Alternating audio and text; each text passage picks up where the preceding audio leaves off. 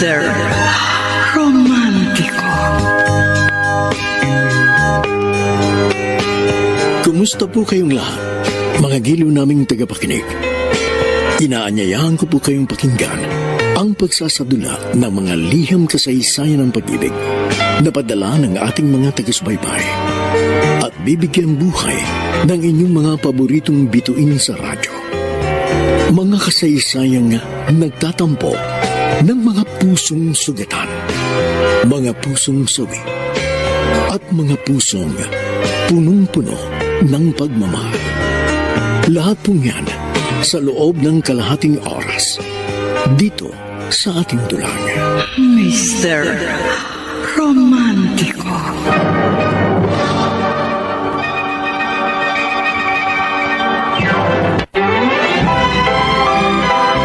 Likas sa mga umiibig ang mangarap. Mga pangarap na binubuo na magsing iro. Subalit may mga pangarap na hindi nagkakaroon ng katuparan. Dahil sa pag-ibig dapat pagandaan na magkaminsan, hindi lahat ay tagumpay. Meron ding kabiguan. May mga damdaming labis ring nasasaktan. May mga nilalang na ang kanilang puso ay nasusugatan. Dahil doon, kung bakit tila nawawalan ng ganang mabuhay, kaya hangad na lamang nilang wakasan ang lahat.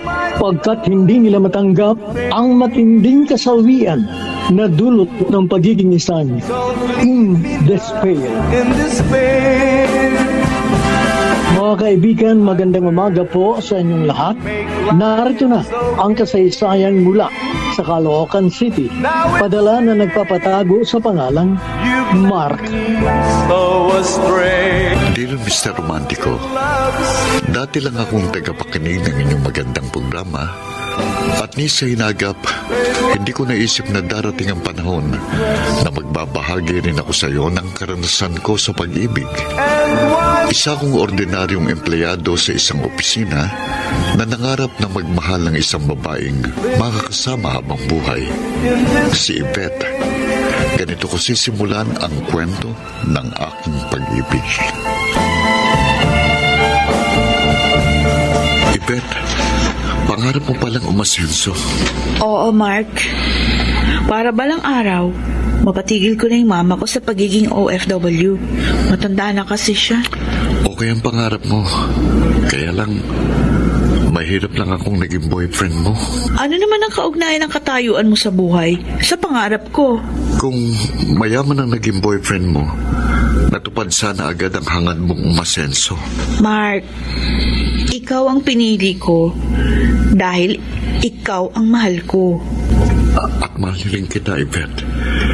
Kaya pagsisikapan kong matulungan ka na matupad ang mga pangarap mo. Yan ang gusto kong marinig sa'yo. Kaya lang, gusto kong makatiyak na hindi tayo magkakahiwalay. Kaya ano? Kaya magsama na tayo. Ha? Live in? Oo. Marami namang magkarelasyon ang nauwi sa paglilibin. Kailangan pa bang gumaya tayo sa kanila? Kapag ginusto naman natin, nakikita tayo at nagagawa natin ang lahat ng ating gusto. Gumagastos pa tayo sa motel eh. Samantalang kapag nagsama na tayo, lagi tayong nagkikita na parang mag-asawa. Doon sa bahay ng parents ko, siyang makakasama natin na isa ng biyuda. Mahigit 1 taon na rin naman tayo, kaya okay sa akin yung suggestion mo. Kaya lang ano? Pumayag kaya ang mama mo na mag-live-in tayo at makitira sa bahay niyo? Mark! Mama, buo na pong plano namin ni Yvette. Magsasama na kayo na nobya mo? Hindi lang naman po kami gumagawa ng plano namin. Ang akala ko mag-iipon ka muna. Maaari naman po akong mag-ipon kahit magkalipin na kami ni Yvette. Gusto ko lang pong makasiguro na hindi siya mawawala sa akin. Makapagtiis kaya ang nobya mo ng klase ng pamumuhay natin? Yan pong siniguro sa akin, Yvette. Mabait po siya. At sigurado kong makakasundo niyo siya. Ewan ko, Mark. Sige. Papayag ako sa gusto mo.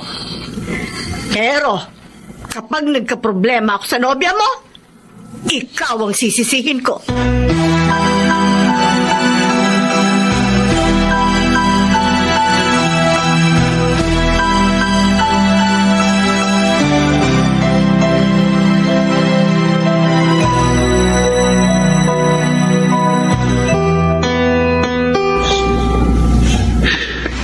Biglang-bigla naman yata ang pasya mo, Yvette.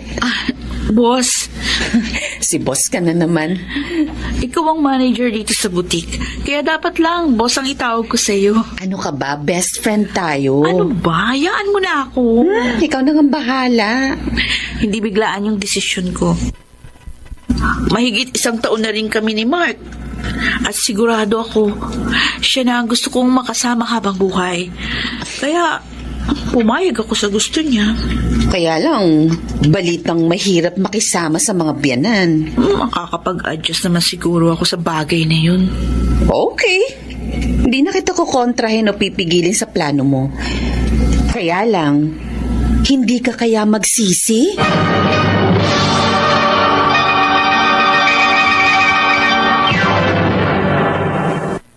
Mr. Romantico. Mr. Romantico, hindi naging magandang pagtanggap kay Yvette ng aking mama. Tulad sa karaniwan, hindi na ibang kwento nila sa samahang magbiyanan at manugang. Pero umaasa ko na magkakasundo rin sila kalaunan. Pero lingid sa kaalaman ko, may nakatakda palang malaking problema na darating sa amin na susubok sa katatigan ng aming relasyon. Lillian, please. Pwede ba, Frank? Magtagalog ka na lang. Okay. Marunong ka namang magtagalog dahil ilang beses ka nang nagpabalik-balik dito sa Pilipinas dahil sa negosyo mo.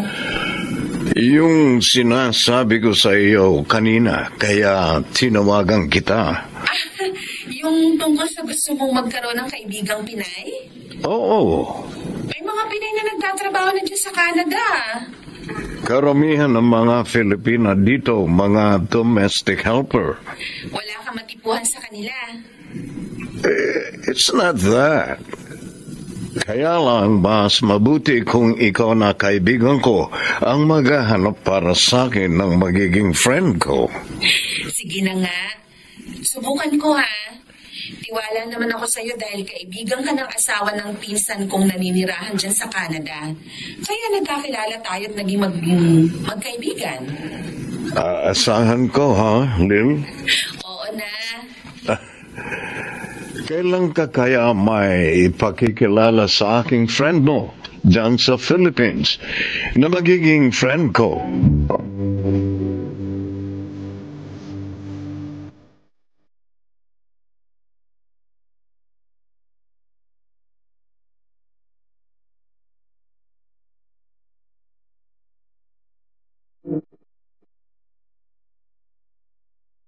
Mama, para po sa inyo. Ano yan? French fries.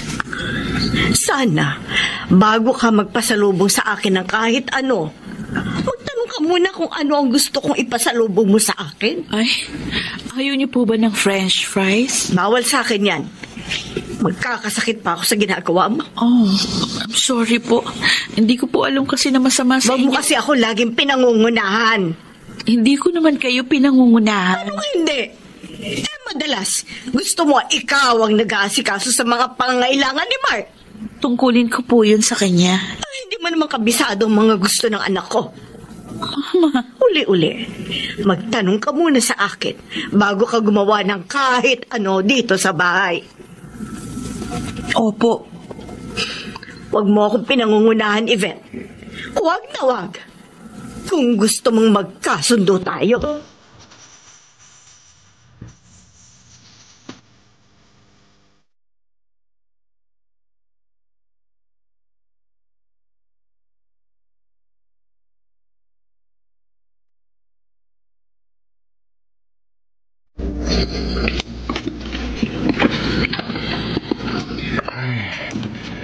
Pagod ako sa biyahe. Sobra kasing traffic. Puti ka pa, Mark. Sa biyahe lang napagod. Ako, sa pagsunod sa mga utos ng mama mo. Yvette, Kapag nandito ako sa bahay kung ano-anong pinagagawa sa akin, hindi ko naman alam yung ibang inuutos niya. Lalo na yung pagagantsilyo. nahihirapan ka? Oo naman. Matyaga naman si mama na turuan ka eh. Madali kong matutuhan ang isang bagay kapag ginusto kong gawin. Kaso ang problema, yung pinagagawa niya sa akin, hindi ko type. Akala ko pa naman, okay ka lang dito sa amin. Mas nahihirapan ako kapag nandito ko sa bahay niyo kaysa nagtatrabaho ako sa butik. Yvette, pasensya ka na sa mama ko. Dahil nga sa'yo, kaya ako nakakapagpasensya, Mark. Salamat. Huwag na lang sana akong mapuno. Dahil kapag hindi ako napagtimpi, mag-aaway kami ng mama mo.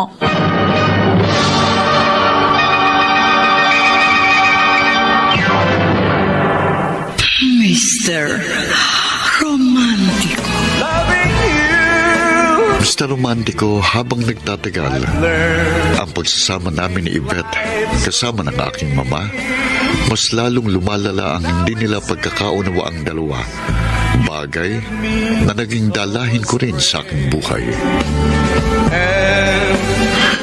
Mark, huwag mong masyadong problemahin yun. Ard, kaibigan kita. Kaya naihinga ko sa yung problema ko. Baka maapektuhan ang trabaho mo rito sa opisina. Hindi naman. Natural lang naman ang hindi magkaintindihan kung minsan ang magkasama sa bahay. Parang ngipin at dila lang yan. Na kung minsan, hindi maiwasang magkagatan. Baka may maipayo ka sa akin. Kung ako sa'yo, magbukod na lang kayo ng ka-live-in mo. Bumukod? Oo. Yun nga iniisip ko eh. Pero hindi naman kaya ni Yvette eh. Ang mamahal ng mga house for rent ngayon sa mga subdivision. Sa mga squatter area, mura lang. Ay, ayoko naman doon tumira, no? Baka mapaaway lang ako sa dami ng mga pasaway sa lugar na ganun. Kung sa bagay. Art, kapag nagkabanggaan ng mamakot si Yvette, wala akong pwedeng panigan sa kanila. Mark, Para akong maiipit sa dalawang nag-uumpugang mga bato. Frank, kumusta? Ang alin, Lilian? Yung friend kong Pinay na pinakilala sa'yo. Oh, si Myrna? Oo. Ano, okay ba siya? Masayahin kausap yun? Oo, masayahin siya. Alam mo, sa lahat ng friend ko, yun ang kalog, mapagbiro. Pero ipakilala mo pa ako sa ibang friend mo, Lilian. Ha? Hindi mo type si Myrna? Hindi eh. Oh. Okay. Sige, pagtawag ko uli sa'yo, may isa pa akong kaibigang ipapakilala sa'yo. Na sigurado ako magugustuhan mo na. Anong pangalan niya? Yvette.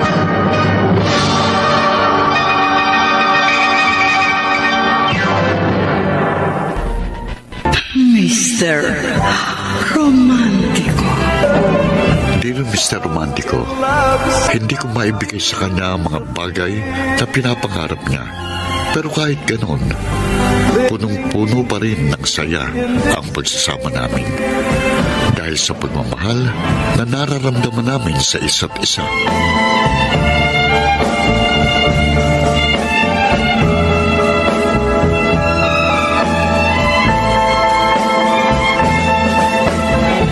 Happy ka ba, Yvette? Basta't kasama kita, masaya ako, Mark. Maligaya. Salamat naman, napapaligaya kita. Kahit mag-iisang taon na tayong nagsasama, hindi ko pa naibibigay sa iyong lahat ng gusto kong mapa sa iyo. At nakikitira pa rin tayo sa mama ko. Kasi hindi kalaki ng sweldo ko sa pinapasukan kong opisina. Hindi naman kita pinaghahanapan ah. Nang maging tayo, nangako akong pagkikinawahin kita. At hindi mo na matitikman ang hirap na naranasan mo sa pamilya niyo. Na naging dahilan kaya napilitang magtrabaho bilang domestic helper sa Kuwait ang nanay mo. Talagang gusto kong makaahon sa hirap.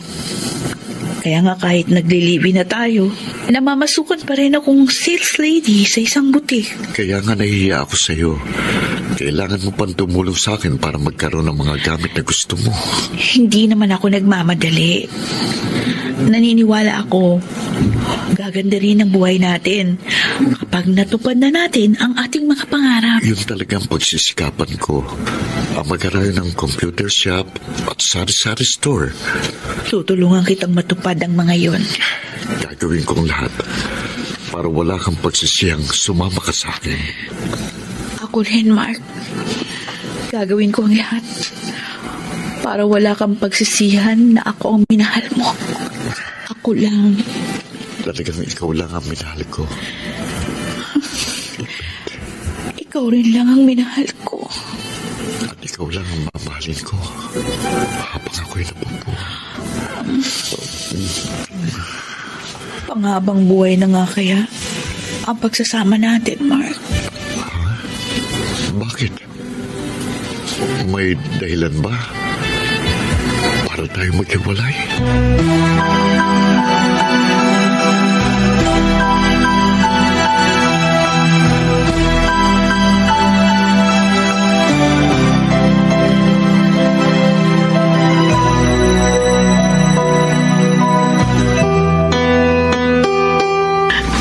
Boss, ang swerte ko kay Mark. Bakit mo naman nasabi yan, Yvette? Habang tumatagal yung pagsasama namin, lalo niya akong minamahal, nilalambing, inaasikaso. Para akong reyna na pinagsisilbihan niya sa kanila. Kahit na nakikita na ng mama niya at ng ibang tao. Ewan ko ha, pero para sa akin, masasabi mo lang na maswerte ka kung kumpleto ka sa mga pangangailangan at napapasayo ang lahat ng gusto mo kahit hindi ka magtrabaho. Malabo yatang mangyari yun sa akin. Hindi Actually, nangyari na yun sa isa kong kaibigan na nag-asawa ng mayamang Canadian. Kaya ayun, nagpapasarap na lang ng buhay dun sa Canada. Siguro maganda yung kaibigan mo, boss. Mas maganda ka sa kanya. Binubolo mo naman ako. Hindi, totoo. Maganda ka, Yvette. Kaya nga ikaw ang bala kong ipakilala sa mayamang Canadian na friend ng kaibigan ko na naghahanap na magiging kaibigang Pinay. Bakit ako? Ikaw lang ang tauhan kong narito sa butik ngayon. Ngayon daw tatawag yung kaibigan kong taga-Canada. Tapos naipangako kong may irereto ako sa kanya. Boss naman, alam mo may ka-live-in ako. Bakit ipapaalam mo ba yun sa Canadian? Siyempre hindi. Boss? Sige na, Yvette. Makipagkaibigan ka sa kanya para hindi naman ako mapahiya dun sa kaibigan ko. O sige, kaibigan lang ha. Oo naman. Di lang kita matanggihan eh. Anong malay mo? Baka sa mayamang Canadian na magiging kaibigan mo, matupad ang matagal mo ng pangarap na umasenso.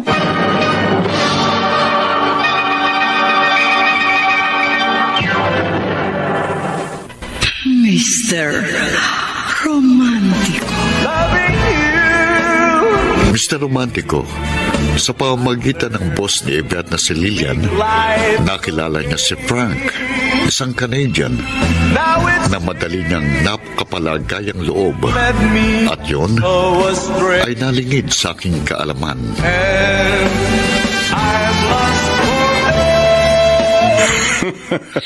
Okay, ang joke mo, ha? Hindi joke yun, Frank. Totoo na ngayon ka lang nagkaroon ng friend na gaya kong foreign? Oo. Kasi hindi nga ako sanay mag-English. Oh, thankful pala ako. Pasalamat nga ako kasi marunong ka mag-Tagalog. Ako ang dapat magpasalamat kasi nakilala kita at naging kaibigan. Kung hindi ka marunong mag-Tagalog, malamang hindi tayo magkakaintindihan. Sana'y dumating ang araw na magkita tayo ng personal. Oo, parang malabo yun. Why? Kasi imposibleng makapunta ako dyan sa Canada. Possible yun, Yvette. Makakarating ka rito sa Canada. Paano? Tutulungan kita.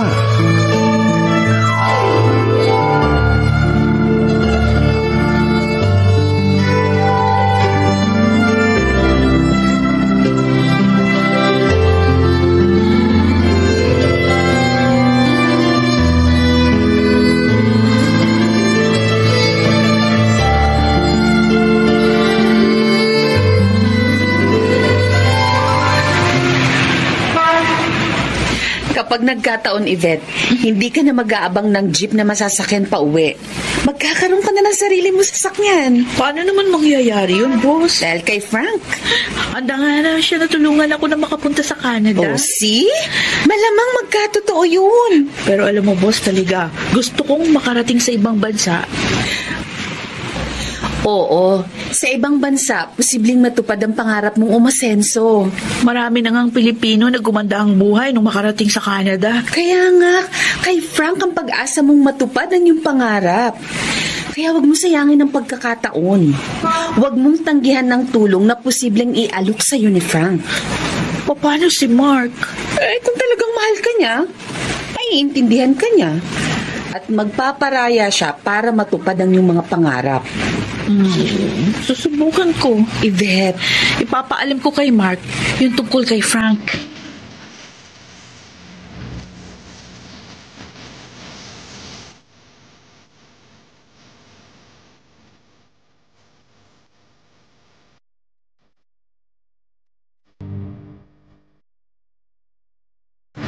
Frank? Oo, Mark. Frank yung pangalan ng Canadian na nakipagkaibigan sa akin. Mabuti, hindi dumudugong ilong mo sa pakikipag-usap sa kanya. Marunong naman siya magtagalog. Kasi ilang beses na daw siyang nagpabalik-balik dito sa Pilipinas dahil nga doon sa negosyo. Pinagbigyan mo lang kamong pakiusap ng boss mo? Oo. Kaya nakipagkaibigan ako doon sa Canadian na tumawag sa kanya. Paano kung maging seryoso sa'yo yung Canadian? Malabo yun. Paano nga? Ikaw kayo sumagot ng tanong mo. Kung ako? Okay lang. Okay lang sa'yo? Na maging seryoso sa akin yung isang foreigner? Yvette, mahal kita. Kung sa iba matutupad ang mga pangarap mo at sa iba kaliligaya, maintindihan ko. Hindi ako hahadlang.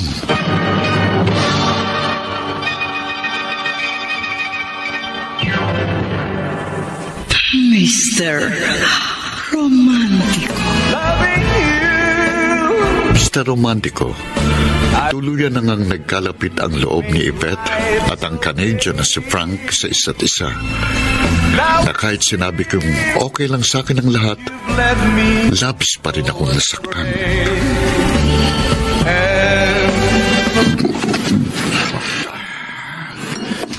Arte, sabi ko kay Yvette, okay lang sa akin na maging seryoso siya sa mayamang Canadian na nakikipagkaibigan sa kanya. Pero sabi ko lang yun. At masama ang loob mo sa ka-live-in mo. Kaya niyaya mo kung mag-inuman tayo, hindi ba? Masama ang loob ko, pare. Hindi kita masisisi. Sa mahigit 1 taon na pagsasama namin, asa akong magiging kami na habang buhay. Na magkatuwang naming bubuuin ang aming mga pangarap. Pero wala palang dahilan para umasa ako. Hindi pala matutupad ang mga pangarap namin. Ambisyosa kasi ang kinakasama mo. Mahal ko siya, Art. Mark, pasensya na. Alam ko mahal na mahal mo si Yvette. Hindi ko gustong pagsalitaan siya ng hindi maganda. Pero kaibigan kita. Kaya masakit din sa akin na harap-harapan kanyang saktan. Mahal ko pa rin siya kahit sinaktan niya ako. Kung ganun, ipaglaban mo siya. Huwag kang pumayag na maagaw siya sa'yo ng iba. Talagang ayokong maagaw siya sa akin ng iba. Pero anong magagawa kung hindi ko maibibigay sa kanya ang katuparan ng mga pangarap niya? Mark, kung hindi mo siya ipaglalaban, malamang mawala nga siya sa'yo. Kung talagang kami ni Yvette ang para sa isa't isa, hindi kami magkakasira.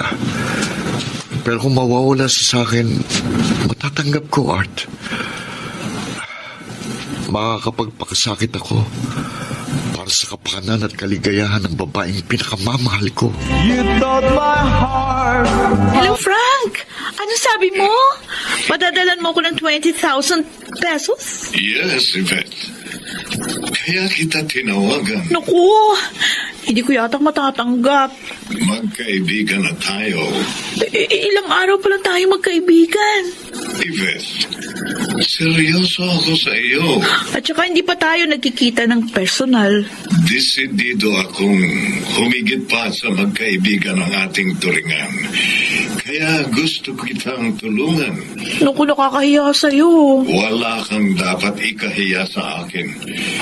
Kung papayag ka nga, gusto ko bigyan ka ng puhunan para hindi ka na mamasukan. Para makapagtayo ka ng sari-sari store. Ay, wag. Ayoko. Pumayag ka na. Ayokong isipin mo na sinasamantala ko yung pagiging magkaibigan natin, Frank. Okay, kung ayaw mong padalhan kita ng puhunan sa negosyo, tanggapin mo ang perang ipadadala ko sa iyo. Paggastos mo sa mga requirements para makarating ka rito sa Canada. Pero, Frank... Tanggapin mo ang tulong na inaalok ko, Yvette. Kung seryoso ka sa pakikipagkaibigan sa akin. Eh, kaya lang, nakakahiya.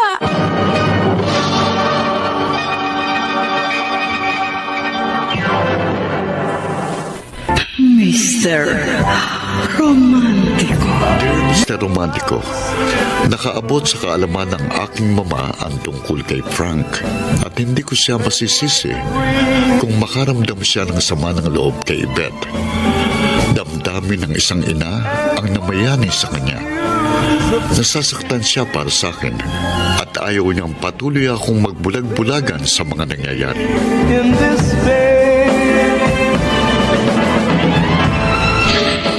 Tanga ka, Mark! Bobo! Sabihin niyo na po siraulo ako, mama. Matatanggap ko po.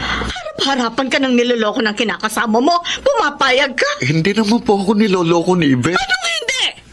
Magkasama pa kayo. Nakikipagrelasyon na siya sa iba. Kaibigan lang po ni Yvette yung Canadian na tumatawag sa kanya. Ay, hindi ako naniniwalang pakikipagkaibigan lang ang habol sa kanya ng foreigner na nagbibigay sa kanya ng pera. Si Yvette pong nakakaalam ng tunay na relasyon nila nung Canadian. Tapatin mo ang kinakasama mo, Mark. Papiliin mo siya kung sino sa inyo nung Canadian na yon ang talagang gusto niyang makasama. Ma, ayoko po mag-aaway kami. Kung ayaw mong kumprontahin yan, ako ang sisita sa ginagawa niyang panloloko sa'yo. Huwag po, ma. Ay, hindi ako papayag ka. Harap-harapan kang lokohin na kinakasama mo sa pamamahay natin. Mama. Wala siyang utang na loob. Walang hiya siya.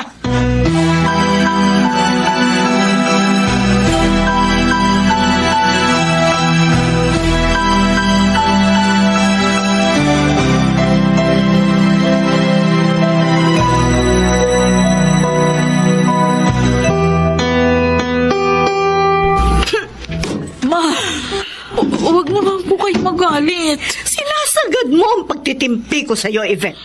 Wala naman o akong ginagawang masama. Anong wala? Kung ako lang, makapagtitimpi ako sa'yo. Kahit hindi mo sinusunod ang mga iniuutos at itinuturo ko sa'yo. Hindi ko lang po nagagawa yung ibang tinuturo nyo sa akin kasi talaga namang hindi ko matutuhan yun. Tulad ng paggaganchilyo. Okay lang na sadyain mong hindi sumunod sa akin. Kayo lang naman po nag-iisip ng iba eh. Ang ginagawa mo kay Mark, yon ang hindi ko mapagpapasensyahan. Wala po kaming problema ng anak nyo. Napakalaki ng problema ninyo. Hindi po kami nag-aaway. Oh, hindi ka inaaway ng anak ko dahil mahal ka niya. Kahit niloloko mo siya. Hindi ko pa niloloko si Mark. At sino yung Canadian na madalas tumawag sa'yo? Kaibigan ko lang po yun, si Frank. Oh, kapag siya ang kausap mo, halos hindi mo na mabitiwan ang telepono mo. Nakakahiya naman pong i-off ko yung cellphone kapag kausap ko siya habang may sinasabi pa siya sa akin. Ay, kasi nga may relasyon kayo. Wala po. Lokohin mo ang sarili mo. Eh, wala akong magagawa kung ayaw niyo maniwala sa akin. Tigilan mo ang panloloko mo kay Mark. Mama, hindi. Kapag hindi, baka masaktan kita, Yvette. Huh? Baka mapatay pa kita.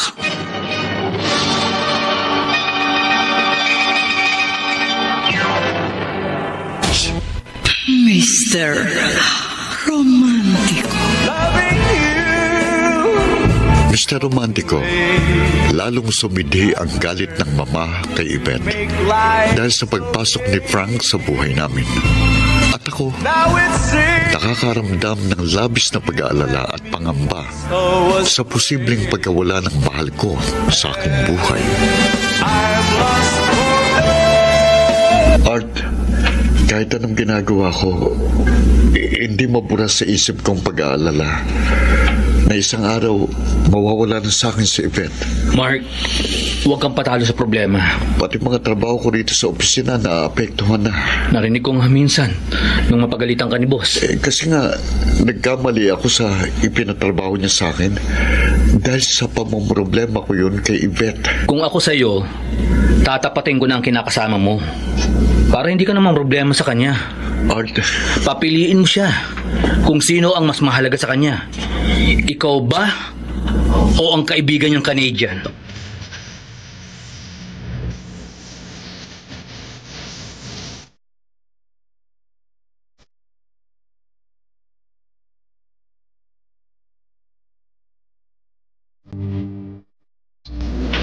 O Yvette, kumusta naman kayo ng mama ni Mark? Ako, hindi niya ako kinikibobos. Oo, mahirap yan. Kahit nakausapin ko siya, hindi niya ako pinapansin. Ano sabi ni Mark? Pagpasensyaan ko na lang daw mama niya. Mahirap na may kasama sa iisang bubong na masama ang loob sa'yo. Nahirapan na nga ako sa pakikisama doon sa mama niya eh. Kaya nga madali mong pagtupad sa pangarap mo. Para hindi ka na mamroblema. Boss, sikapin mong makapunta na sa Canada sa lalong madaling panahon.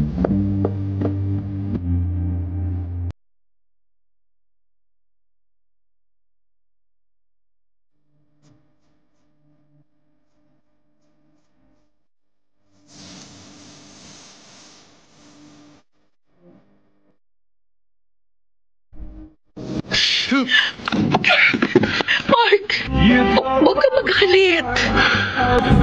Matagal na akong nagtitimpi, Yvette. Matagal na akong nagtitiis. Hanggat maaari ayokong ipakita sa iyong galit ko. Hanggang makapagtitiis ako, sinasarili kong sobrang sakit na nararamdaman ko. Pero hindi ko na kaya. Sa bawat araw na nagdaraan, parang sasabog ang dibdib ko sa sobrang sama ng loob, sa sobrang sakit ang pakikipagmabutihan mo sa ibang lalaki. Napakasakit nun. Mark, alam mo bang awang-awa ako sa sarili ko? Para na lamang akong namamalimos ng pagmamahal mo, ng atensyon mo na sa ibang lalaki na nakatuon. Kinalimutan mo na mga pangarap natin. Dahil sa Frank na yun. Akala ko naiintindihan mo. Naiintindihan ko na matagal mo ng pangarap na makaahon sa hirap at hindi ka naniniwalang maibibigay ko sa iyong katuparan ng pangarap mo. Kaya hinahanap mo yun sa iba. Sorry. Hindi ko alam na nasasaktan kita. Hindi ko na kayang ginagawa mo sa akin, Yvette. Hindi ko na kaya.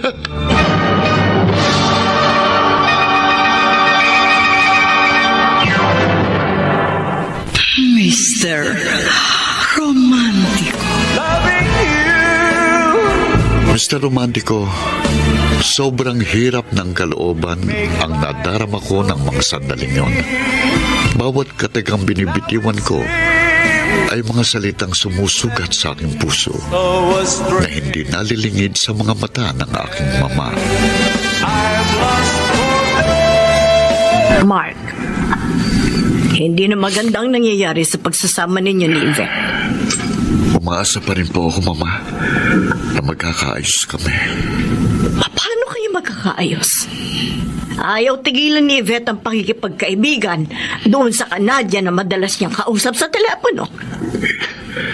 Hindi ko nga po siya maintindihan. Maliwanag na binabaliwala niya ang damdamin mo, anak. Mama. Alam niya nasasaktan ka. Nagsiselos sa pakikipagmabutihan niya sa Canadian na yon. Pero ano, Tuloy pa rin siya sa pag-entertain sa mga tawag na foreigner na yon. Marirealize din po ni Yvette ang mga pagkakamali niya at magbabago rin siya. Ewan ko, Mark.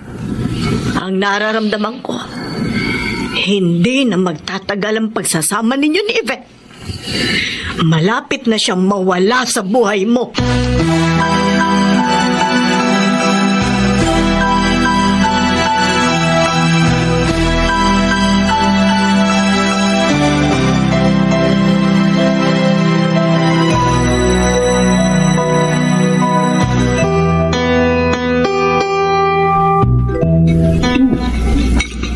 Huwag mong problemahin yung boyfriend mo. Bet, kumain ka. Sayang yung in-order ko rito sa eatery kung hindi mo gagalawin. Boss, paano hindi ako magpoproblema? Ilang araw na hindi ako kinikibo ni Mark. Pati ng mama niya. Nahihirapan ako kasi sa iisang bubong kami magkakasama. Alam mo, bakit ka magtitiis sa matabang na pakikitungo sa'yo ng boyfriend mo at ng kanyang mama? Mahigit 1 taon na ako nakikitira sa kanila. Bakit hindi ka muna humiwalay sa kanila? Yun ba dapat kong gawin, boss? Kung gusto mo, maaari ka namang tumuloy sa amin. Salamat. Pero may tiyahin ako na pwede kong lapitan. Oh, gano'n naman pala. Lumayo ka muna sa boyfriend mo. Kapag ginawa ko yun, lalong iisipin ni Mark. Pinagpalit ko na siya sa iba. Bakit mo iintindihin ang iisipin o sasabihin sa'yo ng boyfriend mo at ng ibang tao? Ang isipin mo, yung sariling kapakanan mo, ang damdamin mo. Ganyan nga rin yung payo sa akin ng inay kong nasa abroad. Matapos kong ipakilala sa kanya si Frank sa Skype. Kung saan daw ako masaya, doon ako. Hindi naman daw mahalaga kung kalahi ko o dayuhan yung makakasama ko. Kaya lang, nasanay na akong kasama si Mark. Naiintindihan kita. At masakit sa akin na lumayo sa kanya. Hindi ko naman sinabing layuan mo siya ng tuluyan. Humiwalay ka muna sa kanya, pansamantala, para makapag-isip-isip ka. Space, ganun. Para matimbang mo ang iyong sarili, ang puso mo. Kung sino ang higit na mahalaga sa'yo. Mahirap namang makipagmabutihan ka sa Canadian, pero si Mark naman ang hinahanap ng puso mo. Hindi ba?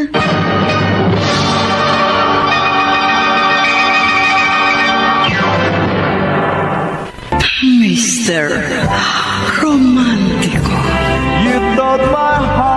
Mr. Romantico, alam kong nag-aagaw ang damdamin ni Yvette kung anong susundin niya. Ang puso na nagmamahal kay Mark o ang isip niya na nagsasabing tuparin ang kanyang mga pangarap sa pamamagitan ni Frank at dapat na siyang magpasya. Sa wakas, Mark, nakahinga rin ako ng maluwag. Nakaalis na po si Yvette, Mama? Oo. Mabuti naman po. Sinunod niyang pakiusap ko. Na hindi ko na siya madatnandit sa bahay pag-uwi ko. Habang nag-iimpake siya ng mga gamit niya, binabantayan ko siya. At nang magpaalam siya sa akin, hindi ko siya pinansin. Sinadya kong wag na kaming mag-usap. Mama. Masama ang loob ko sa babaeng yun, Mark. At sa bawat araw na narito siya, nasisira ang araw ko. Kaya tama lamang na umalis na siya rito. Masama rin pong loob ko sa pag-alis niya. Tama lamang na nagkalayo na kayo. Hindi siya ang babaeng karapat-dapat sa'yo. Hindi ko po inaasahan na sa pag-iwalay hahantong ang aming pagsasama. Kung nagtagal pa siya rito, malamang magkakagulo lamang kami. Baka magkamatayan pa kami.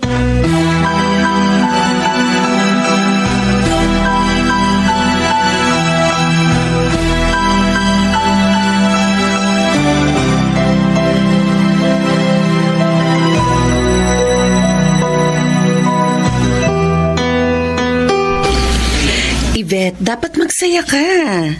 Nakalaya ka na sa relasyon niyo ni Mark. Matagal-tagal din kami nagsama, boss. Mabuti nga hindi nagbungang pakikipag-live-in mo sa kanya. Iyon naman ang sinadya namin. Kung nagkataon, mahihirapan ka na makipaghiwalay sa kanya. Mahirap kasing magkaroon kami ng anak sa panahon na kapwa kami hindi pa handa. Mas madali ka makakapag-move on. Sana nga. Nandiyan naman si Frank. Si Frank. Wala siyang kaalam-alam na may ka-live-in ako. Huwag mo nang ipaalam sa kanya. Ano ka ba? Ha? Samantalahin mo na malapit ang loob niya sa'yo. Dahil mahirapan ka nang makatagpo pa ng katulad niya na makapagbibigay ng katuparan sa lahat ng iyong mga pangarap.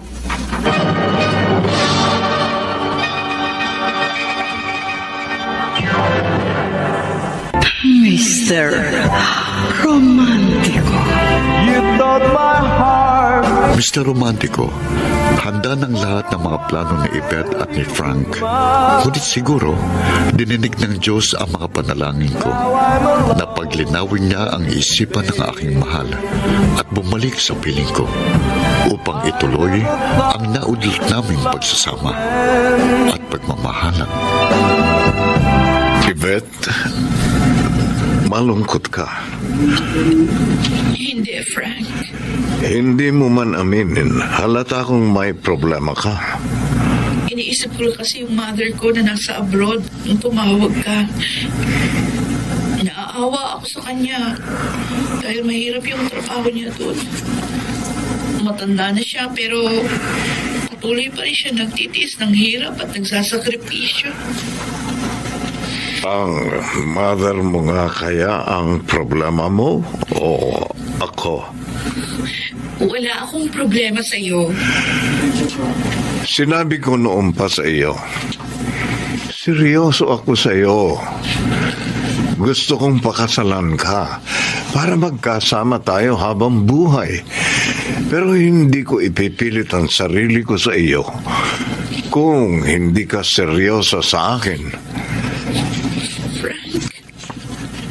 Sabi mo, seryoso ka sa akin. Ginamit mo ang perang pinadala ko sa iyo para maihanda ang mga papeles na kakailanganin mo para sa pagpunta mo rito sa Canada. Totoo yun. Kung seryoso ka sa akin, bakit hindi mo ipinapaalam sa mga kaibigan mo dito sa Canada ang tungkol sa atin?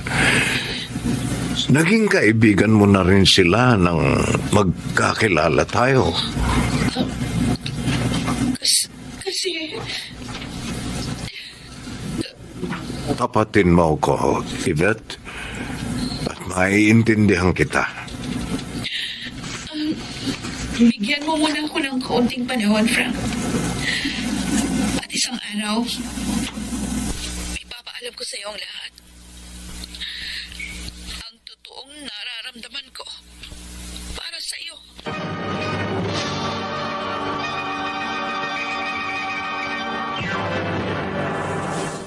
Mr. Romantico. Dear Mr. Romantico, tanging mga alaala na lang ang nag-uugnay sa mga damdamin namin ni Yvette. Dahil ang totoo, labis pa rin ang pagmamahal namin sa isa't isa. Pagmamahal na umaasang madudugtungan pa para sa ikaliligaya ng aming mga puso.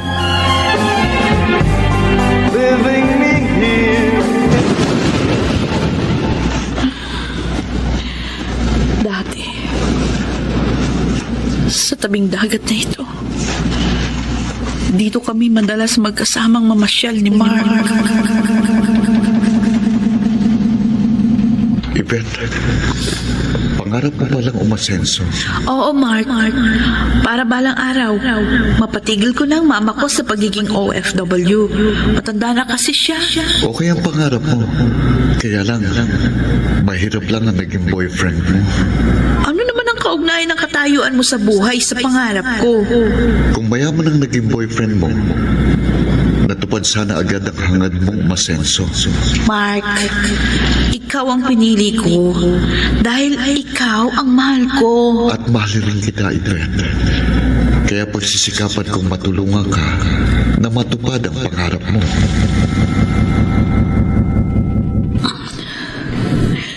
Nangako sa akin si Mark noon. Tutuluyan niya ako matupad ang pangarap kong umasenso. Para rin sa kinabukasan namin. Kaya umasa ako na matutupad ang pangarap ko. Na magkasama kami. Pero paano mangyayari yun? Nagkalayo na kami ni Mark. At malabo nang muli pa kaming magkasama. Si Frank, hindi ko pa siya lubos na kilala.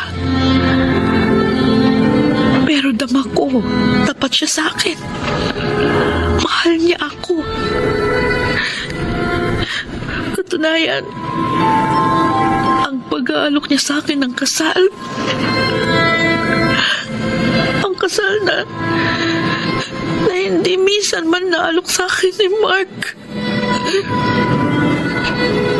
Saka na natin pag-usapan ang tungkol sa kasal, Beth. Darating din naman yung kapaganda na tayo. Ang importante, mag-isama tayo. Maligaya, masaya.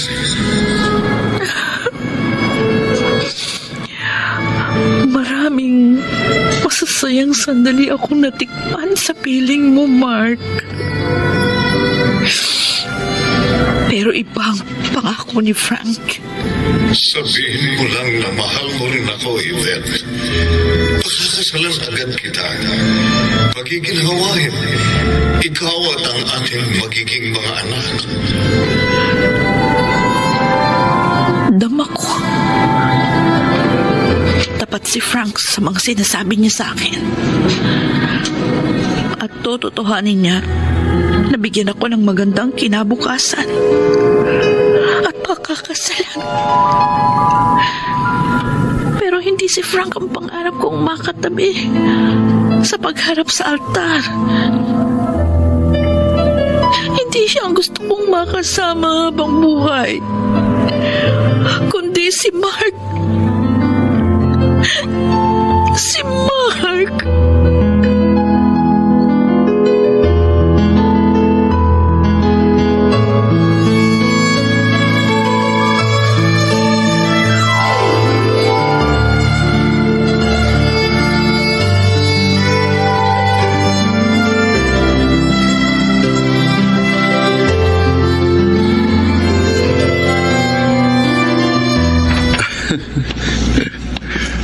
Sa wakas, Mark, nakita ko rin ngumiti ka. Mama. Mula nang umalis dito sa bahay si Yvette, lagi ka na lamang malungkot. Mama, huwag na po natin pag-usapan si Yvette. Ikaw ang bahala. Sining kausap mo sa cellphone bago ako lumapit sa'yo? Isa pong bagong kaibigan. Babae? Opo. Ipinakilala siya sa akin ng kaopisina ko. At siya pala ang nagpapangiti sa'yo. Masaya po siyang kausap eh. Anak, kung ang babaeng yon ang laging magpapangiti at magpapasaya sa'yo, isama mo siya dito sa bahay para makilala ko. Mama, darating po tayo dyan. Sana nga'y matagpuan mo na ang babaeng karapat dapat mong mahalin at makasama habang buhay. Kaya nga po, kapag natiyak ko ng damdamin ko, mag-aasawa na ako. Abay, dapat. Para magkaroon na ako ng apo. Sisiguruhin ko lamang po, Mama, na ang babaeng pakakasalan ko ay talagang mahal ko at mahal niya ako.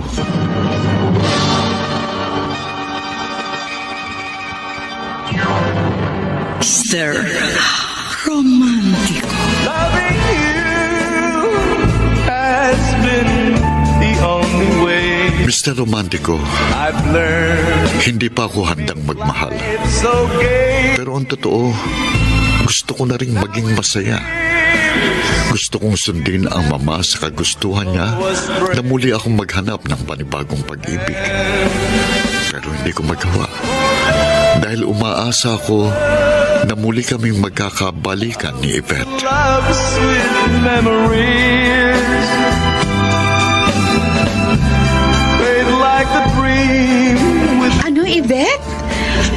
mong isoli kay Frank ang perang naibigay niya sa'yo? Oo, boss. Kaya kita tinawagan. Akala ko pa naman nakaplano ka ng pumunta sa Canada. Noong una, desidido ako mangibang bansa para matupad yung pangarap ko. Talagang malamang umasenso ka kapag nakarating ka sa Canada. Pero hindi na rin ako magiging masaya na matupad ang pangarap ko na hindi ko kapiling ang lalaking mahal ko. Yvette, Kaibigan lang si Frank para sa akin. anong malay mo kung matutunan mo rin siyang mahalin? Paano ako matututong magmahal sa iba kung meron nang itinitibok ang aking puso? Alam mo, mahirap ka na makatagpo ng gaya ni Frank. Alam ko. Sayang siya. Wala akong magagawa kundi tapatin siya. Kawawa naman si Frank. Alam kong totoong mahal ka niya. Kaya siguradong masasaktan siya kapag tinapat mo siyang kaibigan lang ang turing mo sa kanya.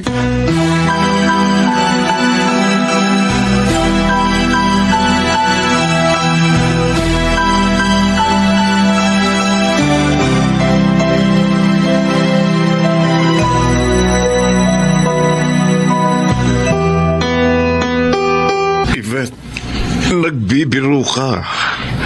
Hindi, Frank. Totoo? Hindi ka na pupunta rito sa Canada? Oo. Mahirap kasing ituloy ko yung napag-usapan natin kung hindi rin ako magiging masaya. Akala ko pa naman matutupad na ang inaasam ko. Makakasama na kita. Makakasal na tayo. Kung papayag ako sa gusto mong mangyari, alam ko na matutupad ang pangarap ko. Mabibigyan mo ako ng magandang buhay. Pero, matapos kong pag-aralang mabuti ang lahat,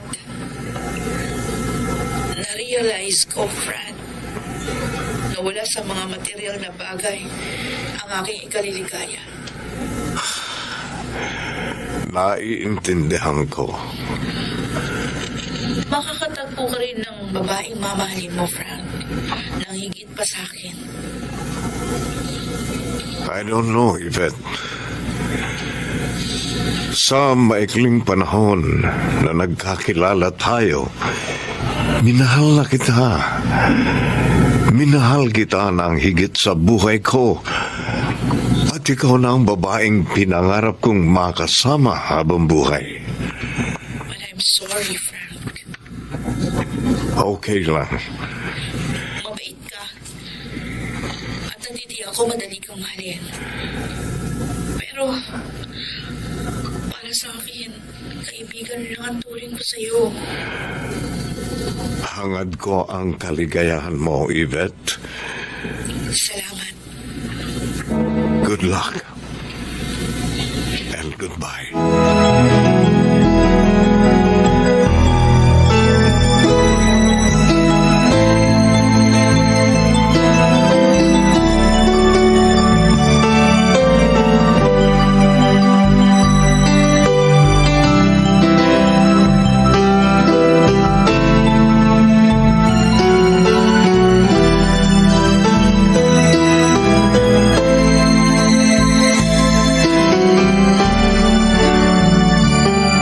Boss, naaawa ako kay Frank nung tapatin ko siya na hindi nahihigit pa sa kaibigan ng turing ko sa kanya. Oo, nakakaawa talaga siya. Dahil totoong minahal ka niya. Pero tama lang yung ginawa mo. Alam kong maiintindihan mo ko, kaya nga tinawagan kita. Gagawin ko na ang alam kong dapat na gawin. Yvette, Pakikipagbalikan na ako kay Mark.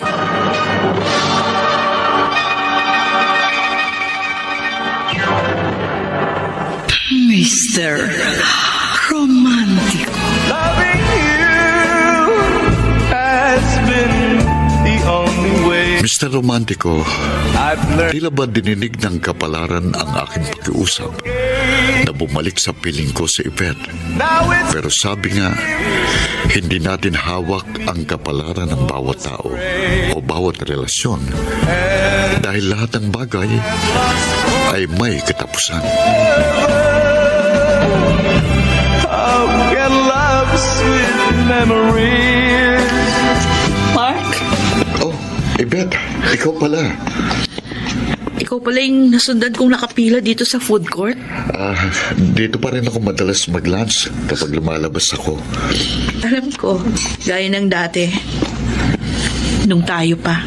Oo, pero iba na ngayon. Kung noon tayong madalas magkasama at magkasalo sa pagkain, hindi na pwede ngayon. Bakit? Kasi may makakasalo na akong iba.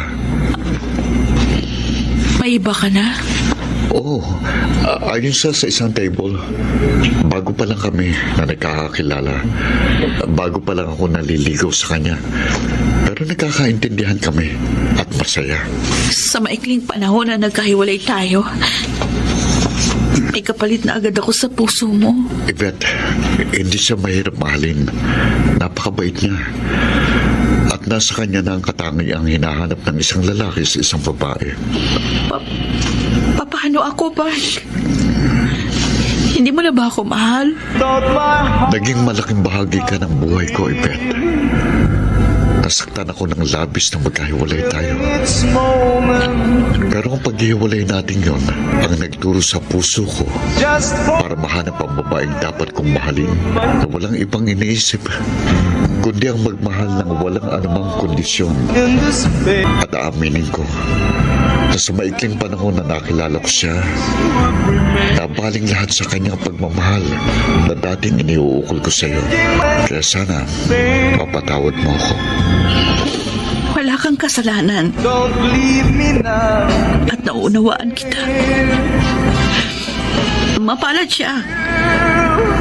Dahil nakatagpo siya ng isang lalaking katulad mo na tapat ko magmahal at marunong magpahalaga sa damdamin ng isang babae.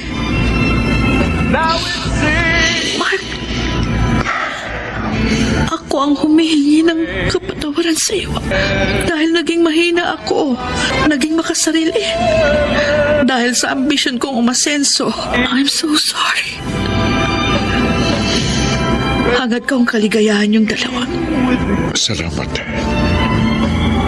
Hangad ko rin na matagpuan mong lalaking tunay na nagmamahal ng higit pa sa ipinaramdam ko sa iyo.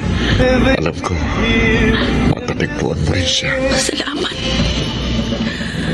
At maraming salamat sa pagmamahal mo. Babaunin ko yun sa aking alaala habang ako'y nabubuhay. Good luck sa inyong patiwasay na pagsasama. Paalam na sa'yo, Mark. Paalam, Yvette. Paalam. Patawarin mo ko kung hindi ko maamin sa'yo na hanggang ngayon ikaw pa rin ang itinitipok ng puso ko.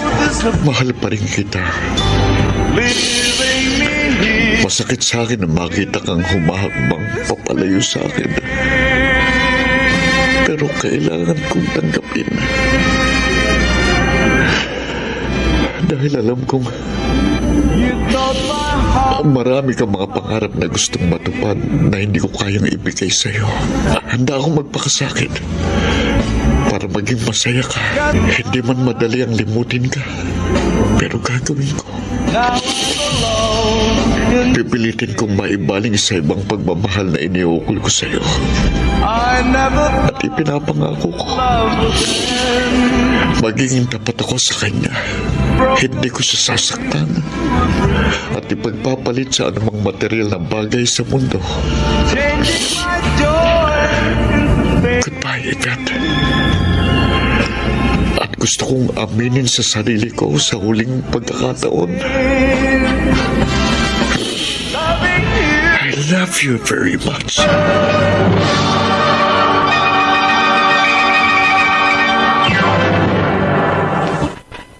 Mr. Romantico. You thought my heart